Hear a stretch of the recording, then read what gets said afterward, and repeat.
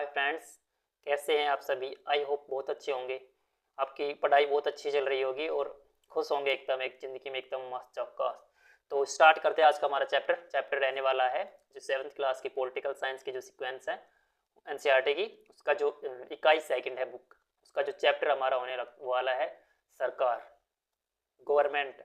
अब इस चैप्टर में हम पढ़ने वाले हैं सरकार क्या है सरकार। तो इसके बारे में हम पढ़ेंगे सरकार क्या है, काम कैसे करती है, निर्णय कैसे लेती है सरकार, और मतलब कौन सा रूप, जैसे लोकतांत्रिक सरकार, राजतंत्रीय सरकार हमने सुना है, इनके बीच डिफरेंस क्या है ये हम जानेंगे स्टार्टिंग में। क्योंकि सरकार क्या है, सरकार होती है कि हमारे देश के जो सारे निर्णय, जैसे ऐसे निर्णय जैसे स्कूल कॉलेज कहाँ बनाने हैं, महंगाई ज़्यादा हो जाएगी तो किस चीज़ के दाम घटाने हैं, बिजली की आपूर्ति कैसे बढ़ाई जाए, ये सारी ज़रूरतों की पूरा कौन करती है। इन सभी ज़रूरतों को पूरा करने के लिए हमें सरकार की आवश्यकता होती है। उदाहरण के लिए सरकार, तो कई सरकार क्या होती है, कई सामाजिक मुद्दों पर कार्यवाही भी करती है। जैसे सरकार गरीबों की मदद करती है, कार्यक्रम चलाती है अनेक सारे उनके लिए। इसके अलावा अन्य भी महत्वपूर्ण काम जैसे रेल चलाना, डाक चलाना, ये सभी क्या काम, ये सभी काम कौन करता है, सरकार। सरकार का काम होता है देश की सीमाओं की सुरक्षा करना, दूसरे देशों के शांतिपूर्ण रिलेशंस बनाना, मतलब संबंध स्थापित करना।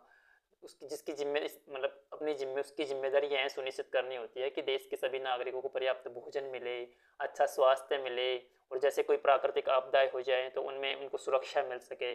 देश के एक एक व्यक्ति मतलब सुरक्षित रहे, पीड़ित लोगों की सहायता करती है। कोई भी विवाद हो जाए, कोई अपराध हो जाए तो उनको न्यायालय भी क्या है, एक प्रकार का सरकार का ही अंग होता है। जब लोग इकट्ठे रहते हैं और काम करते हैं तो कुछ हद तक इस व्यवस्था की ज़रूरत होती है, जिसमें आवश्यक निर्णय लिए जा सकते हैं। कुछ नियमों की ज़रूरत होती है जो सब पर लागू हो सके। अब ये निर्णय कौन ले, ये व्यवस्था ऐसे निर्मित कौन करे, तो इसके लिए निर्माण किया जाता है सरकार का। जी, संसाधनों के नियंत्रण एवं देश की सीमा को सुरक्षा की जरूरत होती है ताकि लोग सुरक्षित महसूस कर सके। लोगों के लिए सरकार कई तरह के काम करती है, वह नियम बनाती है। मेनली सरकार का काम क्या होगा कि देश में किसी भी चीज़ के लिए, मतलब कोई भी व्यवस्था है उसके लिए नियम बनाना, निर्णय लेना, सीमा में रहने वाले लोगों को उस पर लागू कर, मतलब लोगों पर लागू करना, और उनकी सुरक्षा की पूरी जिम्मेदारी उठाना। तो इसमें एग्जाम्पल दे रखा है कि कुछ उदाहरण तो सरकार के अंग है, जैसे सर्वोच्च न्यायालय, भारतीय पेट्रोलियम, भारतीय रेल, सुप्रीम कोर्ट है पर जो दिख रहा है भारतीय पेट्रोलियम के ऊपर।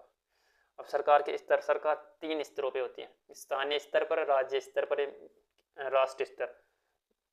केंद्र के स्तर पर एक सरकार हो जाएगी राष्ट्रीय स्तर पर, इसके अलावा एक राज्य स्तर पर और एक स्थानीय स्तर पर। 3 प्रकार की सरकारें होती हैं। स्थानीय स्तर का मतलब क्या होता है, जो हमारे शहर मोहल्ले में, जो गाँव में हमारी जो सरकार होगी उसको क्या बोलेंगे, स्थानीय स्तर की सरकार होगी। इसके अलावा राज्य स्तर की सरकार, जो राज्य के स्तर पर, जैसे हरियाणा, असम, इनमें जो सरकार काम करती है वो राज्य के स्तर के होते हैं। इसके अलावा राष्ट्र के स्तर पर सरकार का संबंध पूरे देश से होता है। इस किताब में आप पढ़ेंगे आगे, हम धीरे धीरे जैसे जैसे जाएंगे तो इस किताब से, मतलब इस 6th क्लास से हम स्थानीय सरकार के बारे में जानेंगे। उसके बाद में राज्य सरकार, केंद्र सरकार, सभी के बारे में जानेंगे। ये मैप दे रखा है जो पॉलिटिकल मैप होता है भारत का। राजनीतिक मैप हमने पढ़ा है कि राजनीतिक मैप होते हैं क्या, राजनीतिक मैप वो होते हैं जिनमें देश के नाम, देश की सीमाएं, राज्यों की सीमाएं, इनको दर्शाया जाता है। जैसे देखो ये राजस्थान हो गया, लखनऊ मध्य प्रदेश, गुजरात, लद्दाख, जम्मू कश्मीर को यूटीज बना दिया गया है जम्मू कश्मीर को। तो ये सारे पॉलिटिकल मैप है भारत का। तो इनमें भी अलग अलग सरकारें होंगी, राज्य के स्तर की अलग, केंद्र के स्तर की अलग, और देश के मतलब एक छोटे गाँव शहरों में कस्बों के स्थानीय स्तर की सरकारें अलग अलग होती हैं। ये क्या एक प्रशासनिक प्रभाग है, मतलब कि तहसीलों वगैरह में तोड़ रखा है। राज्यों को जिलों में तोड़ रखा है, जिले के अंदर तहसीलें, जिसको उपखंड बोलते हैं या तालुका भी बोलते हैं।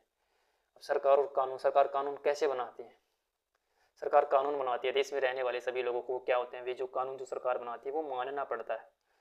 क्योंकि अगर वो कानून नहीं माने तो फिर सरकार का कोई मतलब नहीं रह जाता। तो उन्हीं कानूनों को मानने पर सरकार चलती है। कानून अगर कोई नहीं मानता तो सरकार उन कानूनों को क्या कर सकती है, बाध्य कर सकती है। अगर आप नहीं मानोगे तो आपको दंडित किया जा सकता है, आप पे जुर्माना भरा जा सकता है। तो इन आधारों पर आपको जो कानून सरकार बनाएगी उनको मानना पड़ता है। सरकार की कार्यवाही कर मतलब सरकार जो कार्यवाही कर सकती है। इसके अलावा अगर लोगों को लगे कि किसी कानून को ढंग से, मतलब ये कि अगर सरकार ने कोई कानून बनाया और वो कानून सही से नहीं बनाया, जो कि लोगों के लिए कहीं ना कहीं ठीक नहीं, मतलब उचित नहीं है, जो व्यवस्था बनी हुई है उसमें, तो हम भी सरकार के खिलाफ कदम उठा सकते हैं, हम विरोध कर सकते हैं शांतिपूर्ण तरीके से, और न्यायालय जा सकते हैं, दावा कर सकते हैं कि कानूनों का पालन सही से नहीं हो रहा। तो हम सरकार को, मतलब लोगों को भी बराबर जरूरत होती है। लोगों को, मतलब सरकार का भी दायित्व होता है कि लोगों को, हम लोगों की सुरक्षा के लिए जो कानून बनाए उनकी भी सुरक्षा का ध्यान दे। इसके अलावा सरकार के प्रकार की बात करें तो सरकार दो प्रकार की हो सकती है। एक सरकार है जो मतलब राजतंत्र है, जिसमें राजा डिसाइड करेगा कि निर्णय कैसे लेने हैं, उसको किसी प्रकार की उस पर मतलब ऐसी किसी प्रकार की रोक टोक नहीं होगी, तो ये राजतंत्रीय सरकार होगी। जैसे राजतंत्रीय सरकार जिसमें राजा एवं रानी के पास निर्णय होता है, उनको सरकार चलाने के लिए एक छोटा सा समूह होता है जिसमें कुछ राजा के ही कुछ लोग होंगे जो राजा चाहे जिनको सिलेक्ट करके रखेगा और उनसे सिर्फ चर्चा करेगा। जरूरी नहीं कि अंतिम निर्णय लेगा कौन, अंतिम निर्णय राजा का होगा। उसको किसी प्रकार का उसको कोई बोल नहीं सकता, कोई टोक नहीं सकता। वहीं दूसरी जो सरकार है लोकतंत्र होता है, जिसका मतलब होता है कि लोगों के पास ही सरकार की शक्ति होती है। लोकतंत्र का मतलब होता है क्या, लोकतंत्र जैसा अब्राहम लिंकन की परिभाषा के अनुसार लोगों का, लोगों के लिए और लोगों के द्वारा जो शासन है उसको लोकतंत्र बोलते हैं। लोग अपनी पसंद का नेता चुनकर मतलब वोट देके चुनते हैं, चुने हुए लोग क्या करते हैं फिर सरकार बनाते हैं। लोकतंत्र में सरकार को अपने निर्णय एवं उठाए गए कदमों के आधार पर सफाई देनी होती है, मतलब जवाब भी देना होता है। तो चूंकि राजा राजतंत्र होगा, मतलब राजतंत्र अगर व्यवस्था होगी तो राजा के प्रति मतलब राजा किसी के प्रति कोई जवाब दे नहीं है, उसके द्वारा लिया गया निर्णय अंतिम हो। लेकिन वही लोकतांत्रिक सरकार होगी तो उसमें जवाब देना पड़ेगा लोगों को। भारत में भी क्या है, भारत में एक लोकतंत्र है, भारत में लोकतंत्र डेमोक्रेसी, भारत में डेमोक्रेसी। लोकतांत्रिक व्यवस्था को पाने के लिए हमें बड़ी लंबी लड़ाई लड़नी पड़ी है। तो हम पढ़ चुके हैं कि जब हमें आज़ादी के लिए कितना ज़्यादा संघर्ष करना पड़ा है। लोकतंत्र की मुख्य बात यह है कि लोगों के पास अपने नेता को चुनने की शक्ति होती है। लोकतंत्र लोगों का ही शासन होता है। लोकतांत्रिक सरकार को पराय प्रतिनिधि लोकतंत्र भी कहते हैं। प्रतिनिधि लोकतंत्र किस प्रकार के, क्योंकि स्थानीय स्तर से लेकर स्टेट स्तर पे हम अपने चुने हुए जो प्रतिनिधि हैं उनको भेज देते हैं ऊपर। वे क्या करते हैं, अब वे लोगों की तरफ से सरकार बनाते हैं, मतलब ऊंचे पदों पर मतलब और नियुक्तियां करनी हो, और मतलब एक सिस्टम बन जाता है कि हम जो प्रतिनिधि भेजेंगे वो पूरी जनता का प्रतिनिधि करेंगे। तो इसलिए इसको प्रतिनिधि लोकतंत्र भी कहा जाता है। प्रतिनिधि लोकतंत्र को लोग इसमें सीधे भाग नहीं लेते, बल्कि चुनाव की प्रक्रिया में प्रतिनिधि को चुनते हैं और प्रतिनिधि मिलकर क्या करते हैं, सारी जनता के निर्णय लेते हैं। आजकल कोई भी सरकार अपने आप को तब तक लोकतांत्रिक नहीं कह सकती जब तक कि वह देश के सभी वयस्क नागरिकों को वोट देने का अधिकार ना मिले। अब चूंकि भारत में क्या है, वो लोकतांत्रिक सरकार है, वोट देने का अधिकार है। जबकि इसमें बात की गई है कि जो शुरुआती दौर था, जैसे हमारे देश आज़ाद हुआ था उससे पहले का जो दौर था उसमें वोट शुरुआती दौर में सभी को वोट देने का अधिकार नहीं था। अब तो जिसकी एज 18 वर्ष हो गई और जो मतदाता सूची में अपने क्षेत्र के में मतदाता सूची में लिस्टेड है वो वोट डाल सकता है। मतलब सभी को वोट डालने का अधिकार, चाहे वो स्त्री हो, चाहे पुरुष हो, चाहे वो वृद्ध हो या जवान, जो भी हो, मतलब 18 की एज हो जाए। इसके अलावा भारत में आज़ादी से पहले बहुत कम लोग वोट देते थे। जैसे बहुत कम लोग वोट कौन देते थे, जिनकी, या तो फिर जिनके पास मतलब है, जिनकी समाज में स्थिति की बात की जाए तो जैसे वर्ग व्यवस्था में ऊंचे वर्ग के हों, ऊंची जाति के लोग।